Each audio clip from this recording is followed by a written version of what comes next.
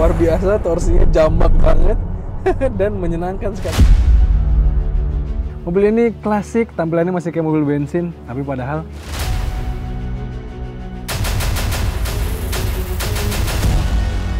terus juga yang paling vital adalah di sini tuh nggak ada. Teman-teman, ini adalah mobil listrik yang sangat populer di Eropa. Bahkan mobil ini pernah menjadi raja penjualan atau mobil listrik terlaris di Eropa sana. Dan bisa dibilang ini adalah mobil yang pionir mobil listrik yang diproduksi massal dan dijual secara umum. Mobil ini populer banget, tapi kenapa di Indonesia kok kurang beken? Padahal mobil ini enak loh.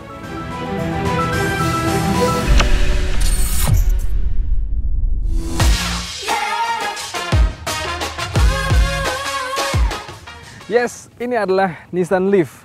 Tepatnya ini adalah Nissan Leaf yang generasi kedua dan ini versi faceliftnya. Baru masuk ke Indonesia pada akhir tahun lalu di ajang Gias, teman-teman. Dan mobil ini, kan tadi kami bilang, mobil yang sangat populer di Eropa sana, bahkan beberapa tahun menjadi mobil EV yang terlaris sebelum datangnya Tesla dan lain-lainnya.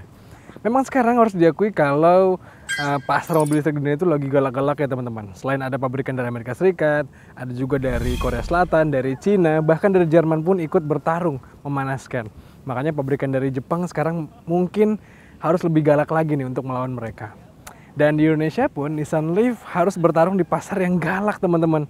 Selain kita tahu ada Wuling REV, mobil ini sebenarnya diplot untuk bertarung melawan Hyundai Kona Electric dan juga Ioniq 5 yang standard range. Mobil ini harganya 730 jutaan dan ada berbagai versi tapi hanya warnanya aja yang beda. Ya, harga itu adalah harga yang menarik sebenarnya teman-teman. 730 jutaan untuk sebuah mobil listrik yang kelas dunia seperti ini. Tapi apakah harga segitu worth it?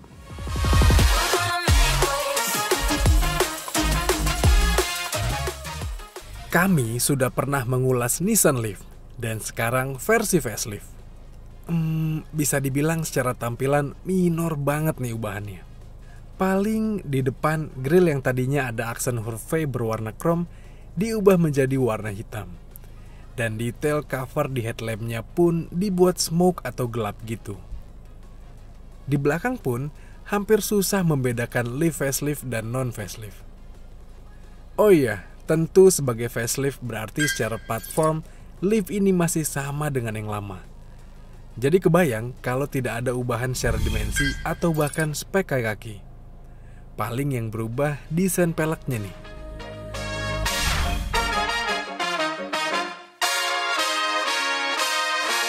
Iya teman-teman, secara desain eksterior mungkin nggak ada yang beda dari mobil ini. Di versi faceliftnya masih kayak gini pun untuk interiornya. Aura masih sama, masih agak klasik dan cenderung ketinggalan zaman sebenarnya. Kalau kita ngomongin mobil listrik yang sekarang futuristis banget. Akomodasinya pun masih sama teman-teman, nggak ada yang berubah dari dimensinya. Kelegaan kabin masih sama, kelegaan bagasi masih sama, ruang bagasi pun masih mirip-mirip. Jadi secara akomodasi pun masih mirip-mirip.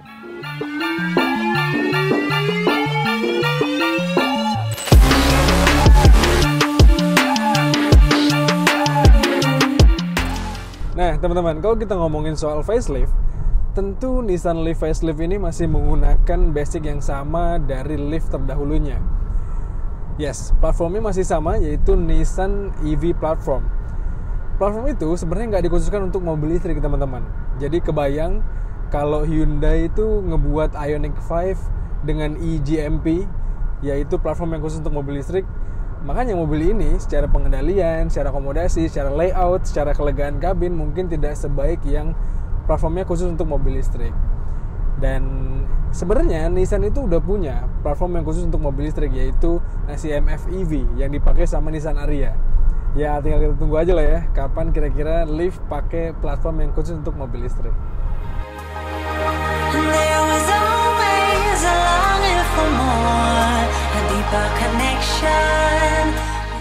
Secara umum, posisi berkendara mobil ini fine so fine.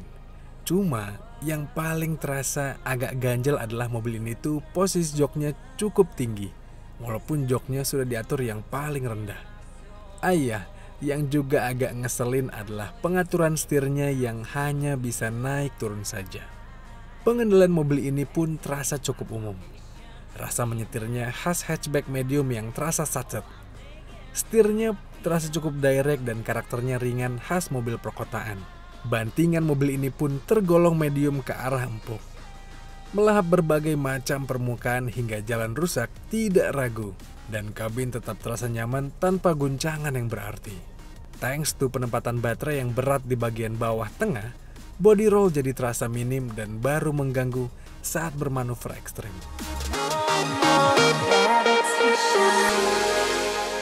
Nggak cuma platformnya, mesin yang dipakai sama Leaf facelift ini pun masih sama dengan Leaf yang sebelum facelift. Motor listriknya masih sama, spesifikasi masih sama, dan di kelas mobil listrik harga 7 jutaan, sebenarnya spek yang ditawarkan sama Leaf ini nggak buruk-buruk amat, bahkan termasuk yang bertenaga. Ya kebayang, karena sama, jadinya sensasi berkendaranya pun plek-tiplek teman-teman. Khasnya mobil listrik, ditarikan bawah ke tengah itu luar biasa, torsinya jambak banget. Dan menyenangkan sekali untuk dikendarainya.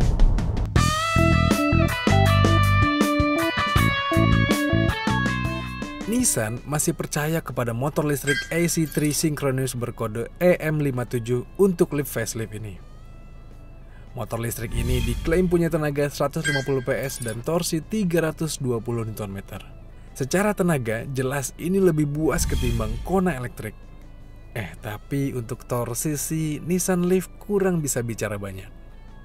Oh iya, tenaga dan torsi Nissan Leaf ini tersalurkan ke dua roda depan dengan transmisi single speed gear reduction yang dapat dikontrol dengan shifter yang super unik ini.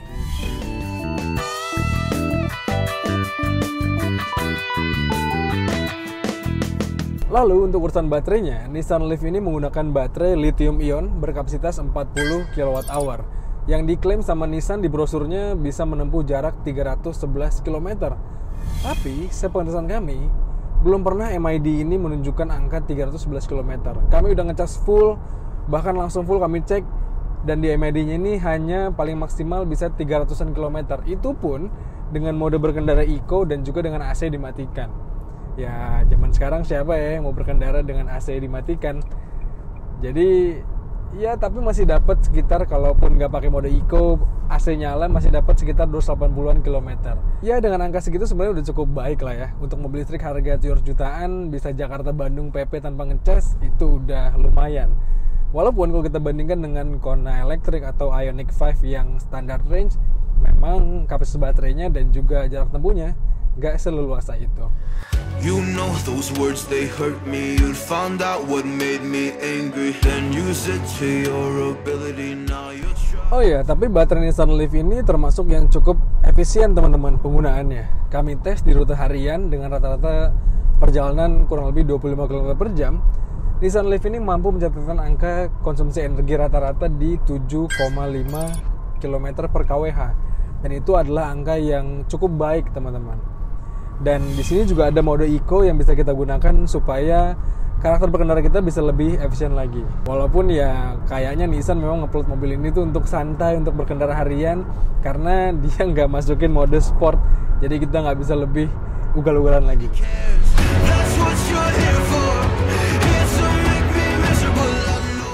Nissan Leaf ini khas mobil Jepang yang pakai port pengecasan CHAdeMO untuk DC atau fast chargingnya. Kami tes di SPKLU milik PLN dengan casan fast charging DC, ngecas dari 20% hingga 100% butuh waktu 90 menit atau 1,5 jam. Tapi kalau pakai casan portable atau nyolok di rumah dengan arus AC, ngecas dari 0 sampai 100% butuh waktu 24 jam. Oh iya, dan asiknya sistem pengecasannya dapat diatur sesuai preferensi masing-masing. Nissan juga mengklaim baterainya ini sangat aman. Dari 2010 sejak peluncuran Leaf pertama kali, belum ada isu terkait baterainya seperti bocor atau bahkan ngedrop. Baterai zero accident, kata Nissan.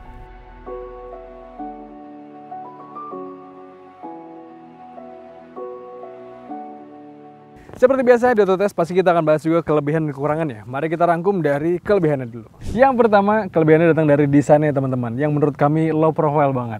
Kalau kalian nggak suka sama mobil listrik yang kesannya futuristis, yang terlalu gimana-gimana gitu ya, mobil ini enggak. Mobil ini klasik, tampilannya masih kayak mobil bensin, tapi padahal drivetrainnya mobil listrik.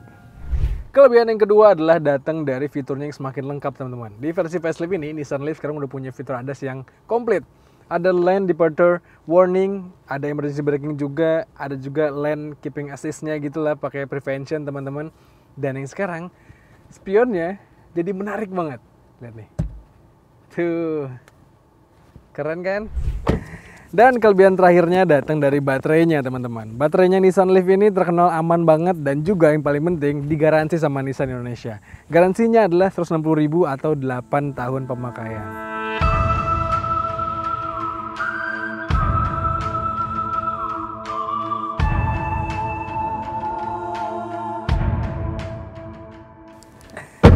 Setelah kita bahas kelebihannya, mari kita rangkum kekurangannya teman-teman. Dan yang pertama datang dari posisi duduk di belakang sini. Selama pemakaian ini, kalau kita duduk di belakang dan kita berjalan jarak jauh, agak kurang nyaman teman-teman. Karena posisi duduknya sebenarnya fine so fine lah untuk saya yang punya tinggi 170 cm. Masih lumayan lega, ruang kakinya, ruang kepala juga lega. Tapi karena ada baterai di bawah sini, jadinya lantainya agak tinggi nih. Dan posisi kaki jadi agak kurang natural.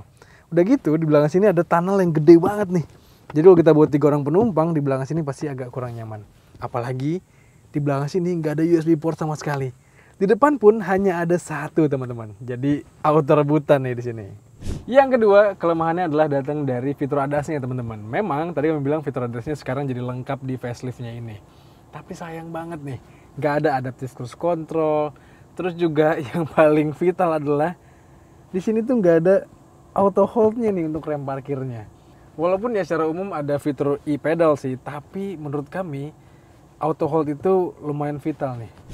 Dan kelemahan terakhirnya datang dari kamera parkirnya. Ini sih 360 atau round view monitor gitu, tapi karena resolusinya buram banget, jadi jarang banget saya pakai. Apalagi di belakang sana nggak ada sensor parkir yang ditanamkan Nissan ke mobil ini. Jadi kalau parkir harus hati-hati nih.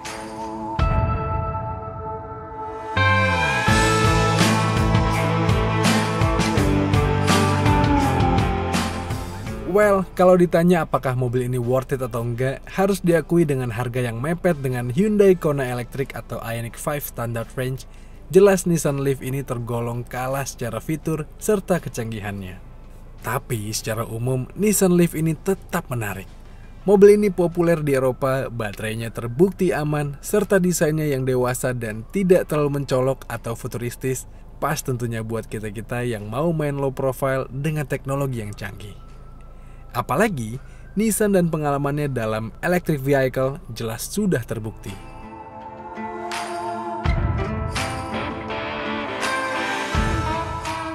Nah teman-teman, kurang lebih kayak gitu ulasan kami soal Nissan Leaf facelift ini. Kira-kira pendapat kalian apa soal mobil ini? Coba kalian sampaikan di kolom komentar di video kali ini. Dan seperti biasa, jangan lupa untuk baca ulasan lebih lengkapnya di kanal Detik Auto. Dan juga tonton video yang dari kami di kanal 20 Detik dan juga kanal YouTube Detik Auto. Jangan lupa nih untuk kalian subscribe juga. Kalau gitu teman-teman, sekalian aja. Saya pamit, stay safe dan bye-bye.